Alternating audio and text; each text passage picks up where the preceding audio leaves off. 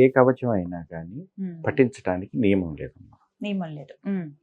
ఏ కవచం అయినా, అది నారాయణ కవచం కావచ్చు, ఆద్యాకాళి కవచం కావచ్చు, వారాహి కవచం కావచ్చు.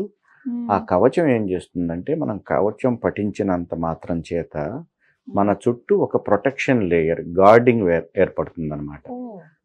ఆ గార్డింగ్ ఏం చేస్తుందంటే మనకి ప్రొటెక్షన్ క్రియేట్ చేస్తుంది దుష్ట శక్తుల నుంచి, ఒక పరిస్థితుల నుంచి, అడ్వర్స్ సిట్యువేషన్స్ నుంచి. మనం వెళ్తూ ఉన్నాం, నడుస్తూ ఉన్నాము, మనం ఏదో ఒక ఇబ్బంది జరగబోతుంది, మన మీద ఏదో బైక్ రాబోతుంది, ఇంకోటి, మనం చక్కగా తప్పుకుంటాం అన్నమాట. లేదు, ఒక విపత్తు జరగబోతుంది, కాపాడుతుంది. ఆ కవచానికి ఒక పర్టికులర్ టైం పీరియడ్ ఉంటుంది. మనం ఎంత ఇంటెన్స్గా ఎన్నిసార్లు చదివేదాన్ని అనే దాన్ని బట్టి ఎంతసేపు ఆ కవచం ఉంటుందనేది ఉంటుందన్నమాట. ప్రతిరోజు చక్కగా వారాహి కవచం చదువుకుంటే వారాహి అమ్మవారి ప్రొటెక్షన్లో మనం ఉంటాం.